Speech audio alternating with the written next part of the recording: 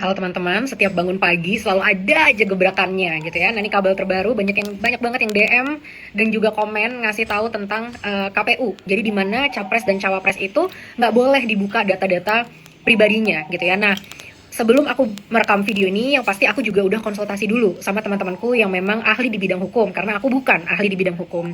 Jadi ternyata memang menurut UU nomor 27 tahun 2002 gitu ya, tentang data pribadi itu memang dijamin sama negara. Makanya itu alasan yang dibenarkan bahwa data pribadi dari capres dan cawapres ini tidak boleh dibuka gitu. Nah, tapi kan ini secara hukum.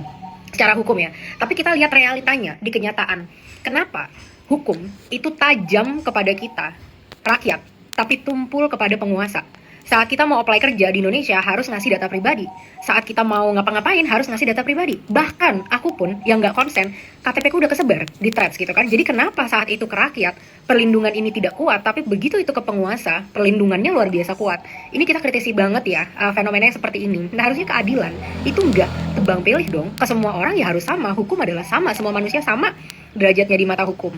Nah apalagi ngelihat konteks teman-teman, di mana nih ya sampai saat ini, kan aku kan ceritanya dituduh ternak Mulyono gitu ya, sampai saat ini masalah ijazah itu dibahas terus gitu. Padahal aku nggak tahu itu korelasinya apa terhadap kemajuan gitu ke depannya. Tapi ada beberapa teman-teman yang percaya kalau masalah ijazah ini penting banget gitu. Nah harusnya melihat konteks itu, KPU bisa lebih bijak dalam ngelihat bahwa lihat nih, masyarakat itu gampang dipecah belah sama hal-hal kayak gini. Jadi seharusnya gimana caranya kita kasih transparansi sebesar-besarnya biar masyarakat bisa fokus menjalankan fungsinya, bisa berpartisipasi aktif dalam demokrasi, dan tidak ada jadinya malah perpecahan, pecah belah gitu. Karena dari tuntutan 17+8 kita selalu minta adanya transparansi teman-teman.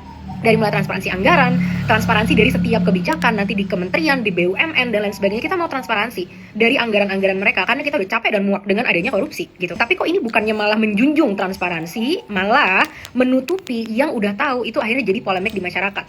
Tapi oke, itu problemnya. Sekarang apa sih solusinya gitu? Kalau menurut pendapatku pribadi ya, yang pertama, para capres dan cawapres silahkan deh. Oke, peraturannya seperti itu, tapi aku sarankan kalau bisa mungkin yang mau jadi capres dan cawapres buka aja kakak-kakak itu informasinya apa. Mungkin nggak perlu kita tahu nomor handphone dan segala macam ya, tapi mungkin kita perlu tahu sepak terjangnya apa sih sebelumnya, CV-nya, pengalaman kerjanya apa, visi misinya apa, ijazahnya kalau bisa juga dites dan disahkan biar ini nggak jadi polemik di masyarakat. Kasihan masyarakat Indonesia harus ngurusin masalah-masalah kayak gini saat hidup kita pun sudah sulit gitu. Yang kedua, saranku adalah kita semua teman-teman mari sama-sama jangan lagi kita pilih adanya politik dinasti. Kita hancurkan politik dinasti di generasi kita. Kita pilih orang-orang yang benar-benar capable karena kemampuan mereka, bukan karena mereka anak siapa.